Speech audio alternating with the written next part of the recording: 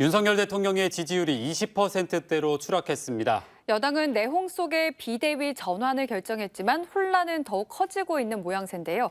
젊은 시각을 가진 정준호 변호사와 정치얘기 나눠보겠습니다. 안녕하십니까? 안녕하십니까? 네. 우선 국민의힘이 의원총회에서 이제 당 지도체제를 비대위로 가기로 결정을 했습니다. 이 윤석열 정부 출범이 이제 100일도 안 돼서 이제 집권 여당이 비대위를 꾸리는 초유의 사태인데 어떻게 보고 계십니까?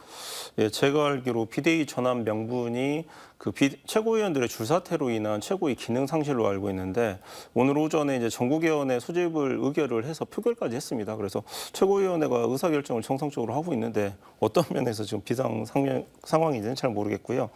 보면 이제 대통령과 권성동 그 직무대행 사이에 문자가 이제 공개가 된 해프닝이 일어난 뒤에 네. 대통령실이라든지 당에서 어떤 메시지를 내지도 않고 최고위원들의 줄사태가 곧바로 이루어지면서 되게 좀 급박하게 움직임이 일으켜졌거든요. 그런 걸 보면은 대통령의 속내가 들켜진 거고 이왕 들켜진 속내를 좀 빨리 추진을 하자.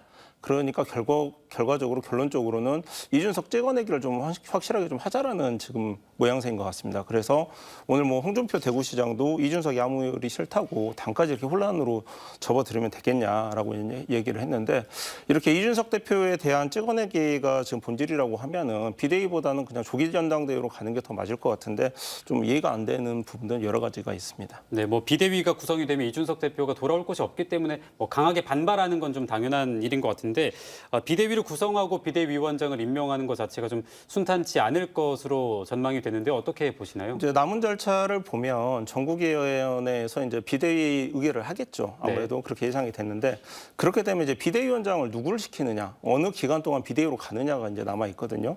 그렇게 보면은 저는 이제 그 부분에서 한 가지 좀 복잡한 뉴스가 나올 거라고 예상을 하는데 제가 이준석 전 대표나 아니면 김용태 최고위원이라고 하면은 지금 권성동 대행이 사퇴를 하고 나머지 최고위원들이 줄사퇴를 했기 때문에 비대위원장에 대한 임명 권한이 지금 그 남아있는 최고위원 김용태, 정미경 최고위원 두 명한테 있다라고 해서 본인들이 그 비대위원장 임명을 행사를 하겠다라는 좀 그런 식으로 좀 나갈 것 같은데 한번 지켜봐야 될 것 같고요.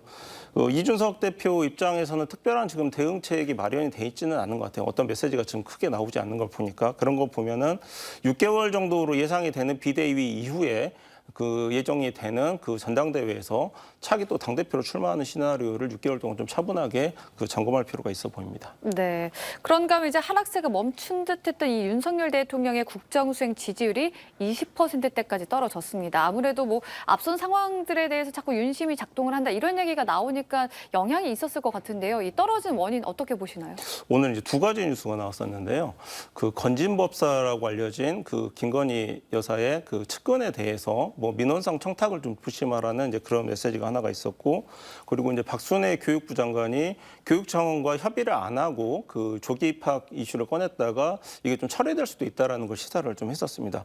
이거를 보면서 이제 제가 느끼는 거는 그 건진법사와 관련된 내용은 결국에는 측근 비위와 관련된 내용이기 때문에 민정수석실 폐지된 민정수석실에 이제 부활 관련 이슈가 좀 생겨날 수밖에 없는 부분이고, 네. 박순애 교육부 장관 같은 경우에 있어서는 교육청 협의라든지 이렇게 그 국가 정부 부처와 간의 유기적인 협의 시스템이 조금 상실된 거 아니냐라는 이제 부분이 이제 짚어지는 부분인데 바로 이 부분이 이제 윤석열 정부의 좀 문제점이라고 보여지거든요. 윤석열 대통령도 마찬가지지만 그 대통령실과 정부 부처 그리고 집권 여당 사이의 유기적 시스템에 대해서 이해도가 좀 떨어지는 거 아니냐. 우리가 이제 선거 때 보면 유세차에서 수권 능력을 완벽하게 갖춘 정당이기 때문에 그 대선에서 좀 승리를 하게 해주십시오라고 하는 이 수권 능력이라는 게 바로 이 부분을 지적을 하는 부분이거든요. 바로 이런 부분과 관련해서 윤석열 대통령의 과연 이제 대통령으로서의 좀 능력이 있느냐 이런 선입견이 이제 굳어지게 되면 회복이 불가능하기 때문에 이 부분을 빨리 해소하지 못한다고 하면은 추가적으로 10%까지 지지율이 하락할 여지가 남아 있다라고 보고 있습니다. 네, 뭐 이제는 이 여권에서도 당정대의 전면 쇄신이 필요하다 이런 목소리가 나오고 있는데요. 윤석열 대통령이 휴가에서 복귀하면 대통령실에도 좀 많은 변화가 있지 않을까 하는 목소리에 대통령실에서는 근거 없는 이야기로 좀 일축을 했습니다. 어떻게 생각하시나요? 오늘 이제 비서실장이 사임설 보도가 나오고 대통령실에서 이제 사실 무근이라고 나왔었는데요. 사실 이제 비서실장이라든지 해당 그 사임 얘기가 나오는 부분은 해당 당사자가 내가 뭘 할 수가 없는 상황이다라는 게 좀 뒤에 좀 배경으로 깔려 있는 얘기입니다. 네. 당정청 이제 그 협의회가 정상화가 돼야 되는데 이 각 단위를 조율을 해줄 지금 선수가 부족하다는 거죠.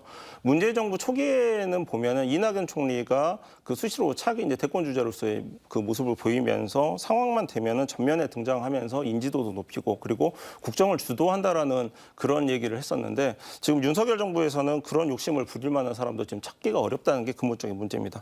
개인적으로 이제 윤석열 대통령이 후보 시절에 캠프에서도 이렇게 난맥상이 있을 때 권영세 현 지금 통일부 장관이 나와서 이제 좀 정리를 했던 부분이 있는데 윤석열 대통령 입장에서 이제 권영세 장관과 같은 플레이어를 좀 원하고 있을 건데 이미 정부 부처로 입각을 해버렸기 때문에 차출하기도 좀 어려운 상황입니다. 네. 그런가 하면 이제 8.15 광복절 특별 사면이 이제 얼마 남지 않았습니다. 이제 이명박 전 대통령부터 뭐 이재명 삼성 부회장, 김경수 전 경남도지사 등이 이제 거론이 되고 있는데 어디까지 사면이 될 것으로 좀 예상하고 계십니까? 네, 이재용 부회장으로 대표되는 이제 기업인 사면에 대해서는 대거 사면으로 가닥을 잡은 것 같고요. 김경수 전 지사 같은 경우에 있어서는 좀 가석방 얘기가 많이 나오고 있습니다. 그런데 이제 그 이명박 대통령이라든지 이런 경우에 이제 정치인 사면에 대해서는 법무부에서 좀 마지막까지 좀 신중한 분위기가 좀 감지가 되고 있습니다. 네, 이제 민주당 이야기를 좀 해보겠습니다. 전당대회 대표 경선에서 이재명, 박용진, 강훈식 이 세 후보가 이제 경쟁을 하게 됐는데 역시나 뭐 최대 변수는 97그룹의 단일화. 박용진과 강훈식 이 두 후보가 어떻게 단일화를 좀 구성을 하느냐가 좀 관건일 것 같은데 어떻게 보시나요? 저는 쉽지 않다라고 보는데요. 그 이유를 이제 간단하게 말씀을 드리면 박용진 후보 입장에서는 단일화가 빨라질수록 얻을 게 많은 반면에 강훈식 후보 같은 경우에 있어서는 단일화가 늦어질수록 얻을 게 많기 때문입니다. 그 출마를 이제 두 가지로 나눠 보면은 당선 목적을 가지고 출마를 하는 경우가 있고 소위 말하는 이제 실익을 좀 많이 챙기기 위한 출마가 이제 나뉘는데 강훈식 후보 같은 경우에 있어서는 당선 가능성보다는 아무래도 후자 쪽으로 좀 염두를 좀 둘 것 같습니다. 그 임종석 전 실장이 지지를 하면서 컷오프를 통과를 했었거든요. 강훈식 후보 같은 경우에 있어서는 이런 식으로 869 그룹이라든지 지지 세력이 다양하게 지금 존재를 하고 있는데 이 지원하는 세력 입장에서는 강훈식 후보가 그 박용진 후보와 좀 빠른 단일화보다는 오히려 이재명 후보 측과도 차기 뭐 총선과 관련된 공천 논의라든지 이런 부분들을 좀 다양하게 논의를 한 다음에 단일화 결정을 하길 바랄 것 같습니다. 박용진 후보 입장에서는 빠른 단일화를 원하기는 하지만 제시할 당근이 많지가 않다라는 게 좀 한계가 있는 것 같습니다. 네. 우리 지역은 아무래도 송갑석 의원이 최대 관심사일 것 같은데 어떻게 최고위원 5명 안에 들어가겠습니까? 네, 송갑석 의원 같은 경우에서는 제가 개인적으로 보기에는 전략이라는 게 그 많지가 않고요. 1인 2표제를 적극 활용을 해가지고 호남 쪽 그 당원들과 지역위원장들이 가지고 있는 2표 중에 1표를 확실하게 송갑석 후보에게 행사를 하게 하는 방법이 필요합니다. 그런데 이제 그 송갑석 후보가 이제 주말에 승부수를 던졌죠. 이재명 이제 후보에 대해서 굉장히 강력한 비판 메시지를 이제 던졌었는데 지금 호남 지역에서 지금 이재명, 친이재명으로 분류가 되는 의원들이 다수가 있기 때문에 이분들 표에 좀 이탈이 예상이 돼서 과연 이 승부수가 먹힐지 안 먹힐지 좀 지켜봐야 될 것 같습니다. 실제로 보면 이제 전남 서부권 같은 경우에 있어서는 여수의 뭐 주철현 의원, 김혜재 의원처럼 이렇게 강력한 그 친이재명계 의원들이 있는데 실제로 이재명 후보 쪽에서 상대적으로 약한 전남 동부권의 모 의원들을 만나가지고 지명직 최고위원까지 좀 논의를 했다라는 뭐 얘기도 들리고 있어서 실질적으로 지금 호남표가 결집할지는 한번 좀 지켜봐야 될 것 같습니다. 네, 이제 뭐 민주당의 전국 순회 경선 이번 주말부터 시작이 되는데요. 앞으로 이 전국 순회 경선의 일정 한번 정리를 좀 해주시죠. 예, 굉장히 타이트하게 돌아갔는데요. 6일 날 이제 강원, 대구, 경북을 가고요. 7일 날은 오전에 제주를 갔다가 비행기를 타고 오후에는 인천으로 갑니다. 그리고 13일 날은 불경을 한꺼번에 하고 근데 14일 날은 충남, 충북, 대전, 세종 20일 날은 이제 저희 지역인 전남, 전북, 광주 이렇게 가고요. 마지막 27일 날 서울, 경기 순으로 가는데 이렇게 오전, 오후로 나눠지는 이제 그 권역별로 되기 때문에 당 실무진들이 굉장히 좀 스트레스를 많이 받고 있다는 얘기가 들리고 있습니다. 네, 끝으로 이제 광주 전남 좀 살펴보겠습니다. 이 지난주에 광주 전남 상생발전위원회가 이제 열렸는데요. 뭐 지역민들께서는 해묵은 지역 현안들이 좀 해결되지 않을까 하는 기대감을 갖고 계신데 어떻게 생각하십니까? 나주 혁신도시 같은 경우에 16년 만에 이제 기금 합의가 됐기 때문에 좀 기대감이 있는 건 사실입니다. 기대가 실제로 되고요.